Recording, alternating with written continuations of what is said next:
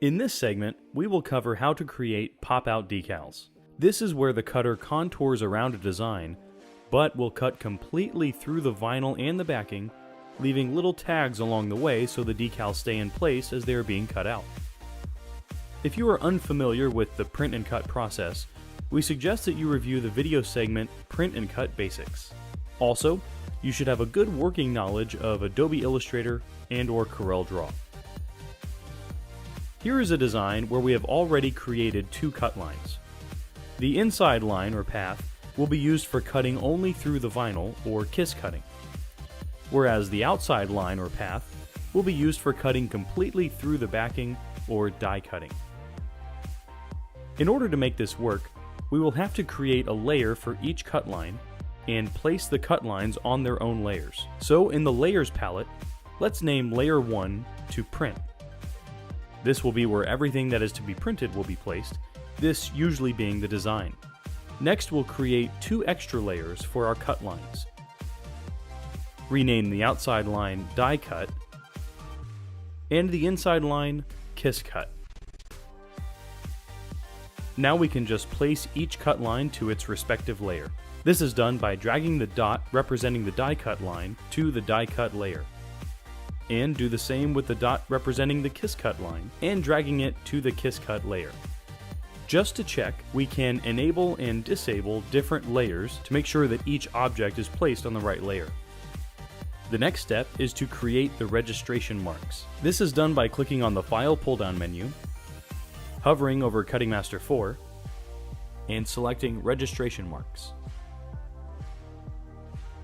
Let's keep the settings as they are and click OK.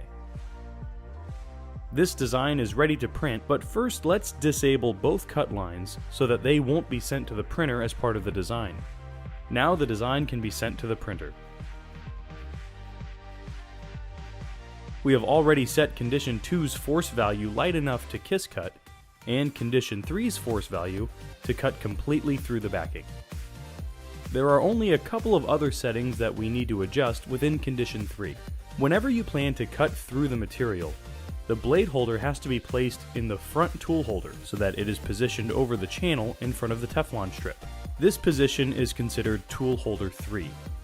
The back slot is considered tool holder 1. We have to assign Condition 3 so that it uses tool holder 3. This setting lets the cutter know that if a cut job requires that tool, it will pause and allow us to shift the tool to the front position. The second setting we need to configure is to assign a cut line perforating pattern. This will cause the cut tool to perforate as it cuts, leaving little tags along the cut which will hold decal or decals in place as they are being cut. Let's first assign Condition 3 to tool holder 3. This is done by pressing the Condition Test key, the down arrow key twice to get to the page of options with the Assign Tool menu option, and then pressing the 2 key for Assign Tool. As you can see, Condition 3 is currently assigned to Tool 1. By pressing the 3 key, we can assign it to the Tool 3, which is the front position, and then press Enter. Next is to make sure a cut line pattern is assigned to Condition 3. Once again, this ensures the cut line perforates as it cuts, so that the decals stay in place while cutting. This setting is on the next page of options, so let's press the up arrow key, then the 3 key for cut line pattern, and then press the 2 key for type. We will be using pattern 5. Through testing, we have found that number 5 works well with our media, so press the up arrow key to set it at 5. Pressing the escape button will return to the previous menu. Press Enter to accept the value. Finally, press the Condition Test key to exit.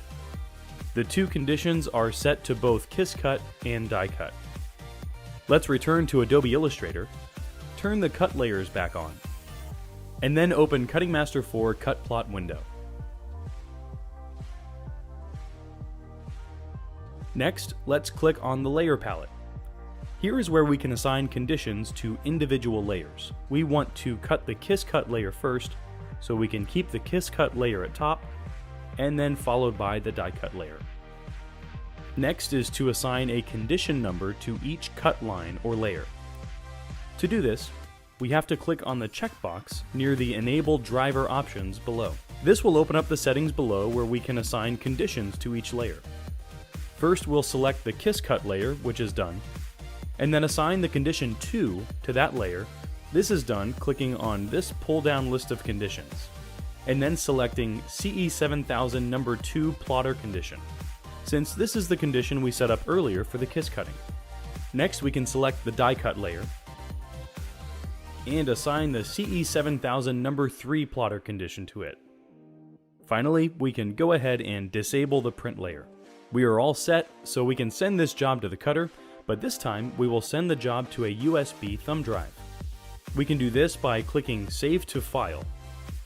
Let's plug the thumb drive into the secondary USB port, and then use the arrow keys to move the tool head over the first registration mark. Next, start the process by pressing the pause menu key, then press the right arrow key. Next is to select the file by pressing the 2 key, selecting the file. Once that is done, pressing enter will have the cutter scan for the registration marks first. Then cut the kiss cut line. When it is finished with the kiss cut line, it will stop the cutter, at which point it will have us switch the blade holder from the back slot to the front slot. Once the tool has been placed in the front slot, press enter on the control panel. It will then proceed to cut the die cut line. As it cuts through, you'll notice that since condition 3 has the cut line pattern enabled, it perforates as it cuts. Once the cut is done, we can pop out the decal and then remove the outline of the kiss cut.